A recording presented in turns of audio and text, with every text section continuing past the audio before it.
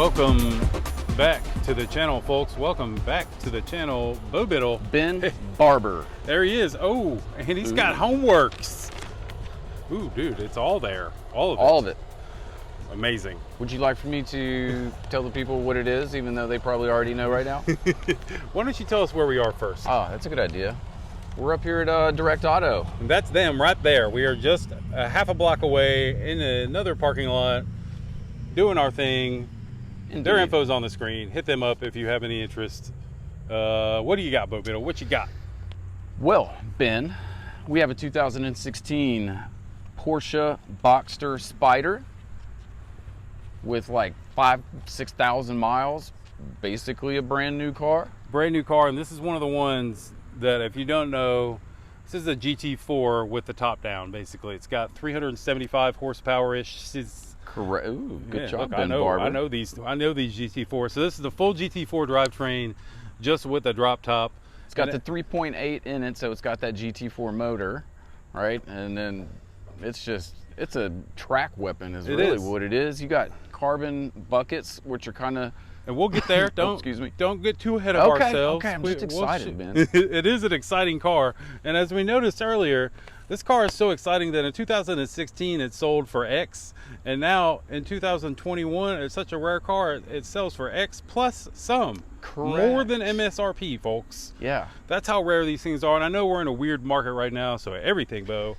Everything is up. Everything is up. But like, this thing is up and will stay up for its lifetime. I don't think it'll ever dip in value unless you go and put like 75,000 miles on one of them. Yeah, these hold their value incredibly well. I mean, so it's not, I don't want to say it's a good investment. It kind of is a good investment. When you're talking about these cars, it's about minimizing cost, and like, you're not going to lose a ton of money on this car. On really any not well, spec Porsche. Right. Yeah. Be it a 911 or, especially the rare, Cayman. the ones they ran small amounts off the line, and this is like the GT4. Any GT car. Right. Yeah. Any GT car. Well, let's start where we normally start, which is in the trunk. This is a front trunk frunks. We'll check out the key too while we're at it. Typical Porsche key. Porsche key, looks just like a Porsche almost. Love the emblem. It's such a timeless emblem. Wow, that's pretty. Wow, that's actually a lot more than I was expecting. More than I was expecting. You could put a pretty large. I don't want you climbing in there, but you could fit in there. I could probably crunch myself down in there. It's amazing. That's enough for a road trip for you and the only other passenger that you can have in the vehicle.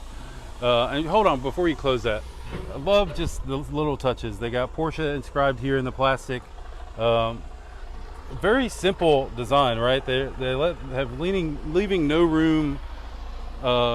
It's just like it just seems like it's a super well designed trunk. Very, very clean. It is super clean. Awesome.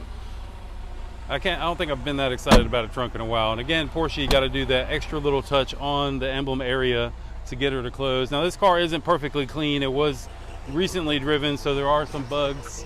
But look at this front balance, Bo. I mean, I love it. Very aggressive.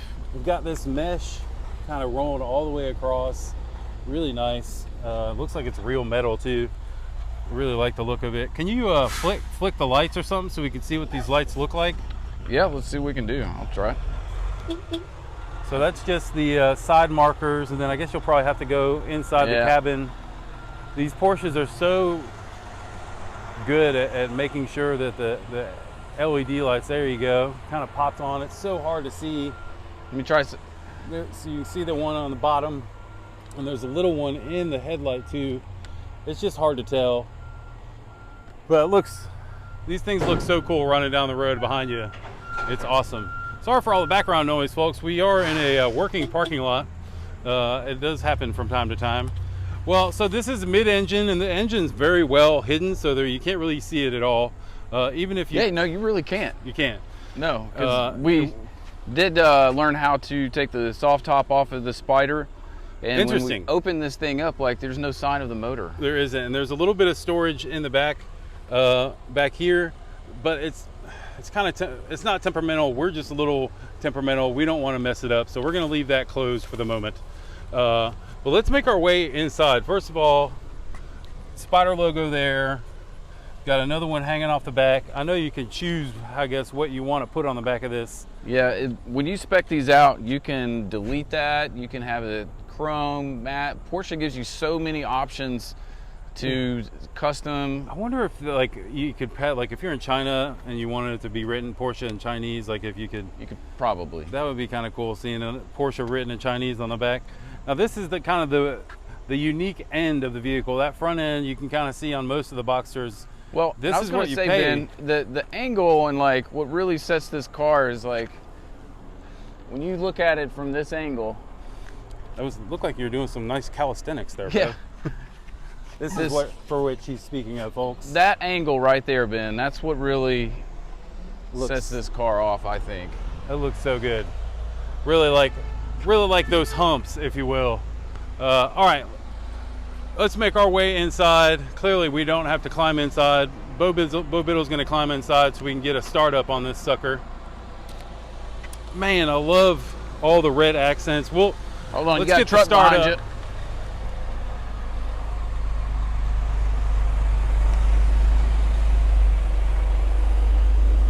We'll wait just a second for this truck to maneuver out of here. We might need to move. Maybe. I don't know. Go ahead and start it up, Bo Biddle. Nice dual tip exhaust there. Wow. Dude. The noise this thing is making is shocking. That flat six sounds so good. Can I do that one more time? Yeah, for sure. Sounds amazing. I'll step back a little so you can hear. Go ahead. Dude. So very good. Over the top. I'm not sure. There's so much truck activity going on here. I have no idea what to think. Let's go ahead and show the master in action here. Full U-turn in a very small area. Good for him. Okay, Bo. All right, Ben. We're in. So go ahead and shut her down so the folks can hear us, because we have enough. We got enough noise going on here. So you didn't notice we've got the carbon bucket seats here. You've got your sport exhaust button here. You can raise the lower. I guess you didn't even notice the little, a little wing back there that will raise and lower. A little wing, yeah, a little winglet. Yeah, that's pretty cool. Of course, you know, the Sport Plus button. The quick, they make it very easy. If you look at the steering wheel, folks, there's nothing on there. Nope. This is all business. That's a good way to put it, Ben. These cars are all business, and well, you can't. I don't know if you can see it from that angle, but they've done a lot to strip the weight out. I believe it's like 200 pounds lighter than the GT4. And again, they don't forget, folks. They give you nice little storage areas. It's really nice. There's another one right there. And show them how the door handles work. Well, just show the door cards just as a theory. Like, look how nice this red stitching is. Double stitched all the way around. You got the Alcantara insert here. And then to save weight, this is how you open the door. Kept the automatic windows. It's nice of them to keep the automatic windows. And then, as Bo mentioned earlier, these are racing bucket seats, carbon fiber to be exact. And man, they look nice. I do believe you can get these with the touring seat option. So if this is a little bit too hardcore for you, you can get a different seat option. But come on, this is what you want, right? I mean, for the most enthusiasts probably do prefer this. This is a little bit more of a rare option also, harder to find. But even though it's kind of mechanical and it's manual, like there is a button right here so you can still raise and lower. But you've got that real hard carbon side, so it is very snug. Like once you're in, you're comfortable. Yeah, you're climbing out or you're falling in. Getting your underneath your thigh over that, if you squish your right leg on it, I will speak from experience. It'll pinch you, folks. Some of the things that are kind of cool, Porsche has a really cool cup holder system that looks like it's a part of the dash. Really nice. Again, that one's for the driver, the other one's for the passenger, and then that just hides away. Another storage area underneath there. Not too big, but enough to throw some stuff. What's underneath here? I mean, I don't. Just what you need, Bo. I'm not really cigarette sure. lighter and an ashtray. Is that?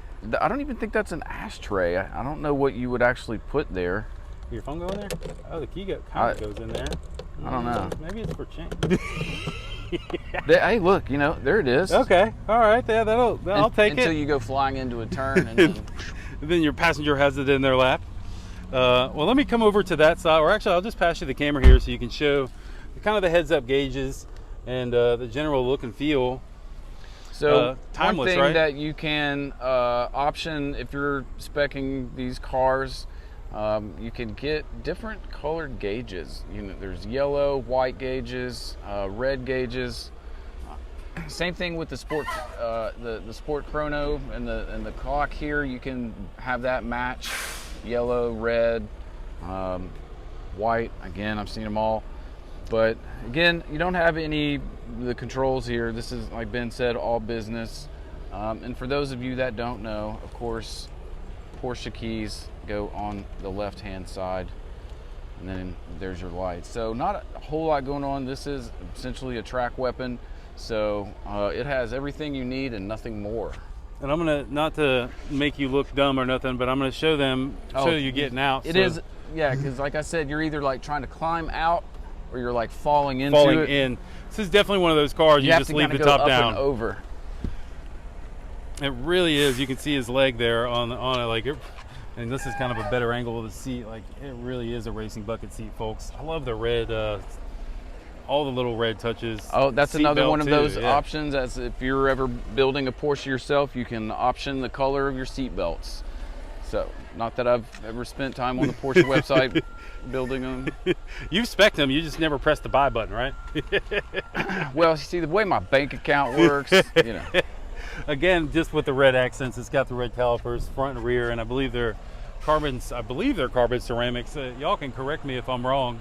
Well, folks, this has just been another quick look in at our friends from Direct Auto Tennessee. Their info is on the screen. If you have interest in buying this car, or, man, they got a bunch of Porsches in there, right? Ben Barber, they are Porsche heavy in there. I've seen there's like 9 or 10 or 12. Yeah, there's a couple GT3 RSs in there, a couple 996s, I think a C4S, 911 Turbo. There's an old 912 Targa too. Yeah, I mean, there's some couple 993. That's right, green accents. Y'all got to check their website out. Again, we apologize for all the beeping, but we are in an active parking lot. We timed this very poorly. We apologize. We don't know the trucking route times. We will figure them out for later, for sure. But well, that's about all we got. Again, Direct Auto of Tennessee, info is on the screen. Please go to their website and check them out. For my man Bo Biddle, I am Ben Barber. We will see you guys in the next video.